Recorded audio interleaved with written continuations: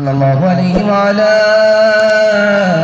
آله وصحبه وبارك وسلم تسليما كثيرا كثيرا.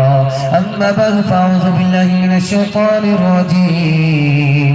بسم الله الرحمن الرحيم. إن يكونوا فقراء يغنيهم الله من فضله.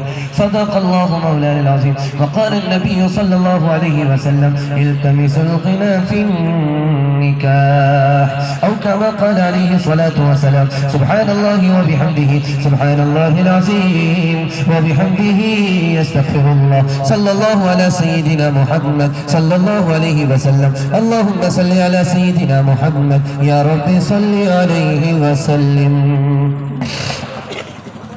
دیار عشق میں اپنا مقام پیدا کرے، نیا زمانہ نئی صبح و شام پیدا کرے.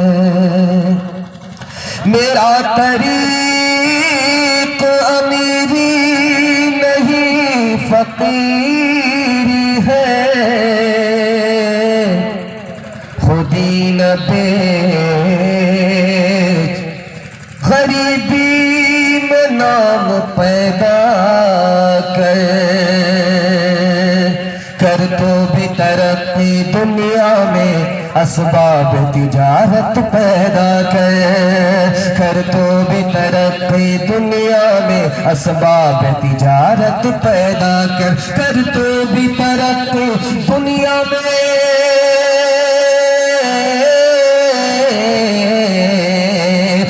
تو بھی ترقی دنیا میں اسباب تجارت پیدا کرے. قارون کی دولت ٹھکرا دے، عثمان کی دولت پیدا کرے. قارون کی دولت ٹھکرا دے، عثمان کی دولت پیدا کرے. بہت اچھا جلسہ رات سے چل رہا ہے، صبح ختم ہونے کے لیے تیار بیٹھا ہے، لیکن آپ لوگوں کی پیشانی اس طرح چمک رہی ہے، لگتا ہے کہ جلسے کو دوسری رات میں بھی آپ پار کر کے چھوڑیں. خیر اللہ اس جذبے کو سلامت رکھے. یہاں سے لے کر کے وہاں تک سننے کے لیے تیار ہے؟ دونوں ہاتھ اٹھا دیجئے. انشاءاللہ سارا کام پہلے ہوگا، دو کام بعد میں ہوگا. حج اور نکاح سب سے بعد میں ہوگا. ہاتھ اٹھا دیجئے انشاءاللہ.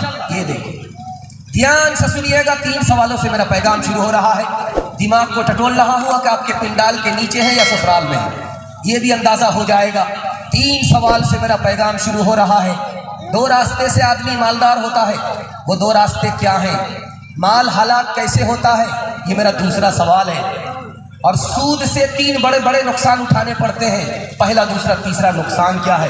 اور آخری سوال ہے سود سے زیادہ نفع آدمی کیسے کما سکتا ہے؟ 3 راستے ہیں سود سے زیادہ نفع کمائے گا، وہ 3 راستے کیا ہیں؟ مکمل سننے کے لیے تیار ہے؟ دونوں ہاتھ اٹھائیے. انشاءاللہ 3 سوال سے میرا پیغام شروع ہو رہا ہے. پہلا سوال تھا 2 راستے سے آدمی مالدار ہوتا ہے. ایک راستہ ہے حج کا، حج کر کے آئے مالدار ہو جاتا ہے، نکاح کرے مالدار ہو جاتا ہے. دل پر ہاتھ رکھ کر کے میں آپ سے پوچھنا چاہتا ہوں، آپ نے کسی کو دیکھا ہے کہ وہ حج کے بعد غریب نظر آیا ہو؟ حج کے بعد آدمی امیر ہو جاتا ہے. کنوارا تھا، پھوٹی کوڑی جیب میں نہیں تھی، لیکن جیسے ہی نکاح ہوا بیوی کی قسمت سے الگ کماتا ہے، بچے کی قسمت سے الگ کماتا ہے، ماں باپ کی قسمت سے الگ کماتا ہے، سب کی دعا ملتی ہے اور وہ مالا مال ہو جاتا ہے. نکاح کے ذریعے اور حج کے ذریعے آدمی مالدار ہوتا ہے. ایک سے زیادہ نکاح کے ذریعے بھی آدمی مالدار ہوتا ہے. کون کون لوگ ہیں ایک سے زیادہ نکاح کرنے والے؟ ہاتھ اٹھا دیجیے.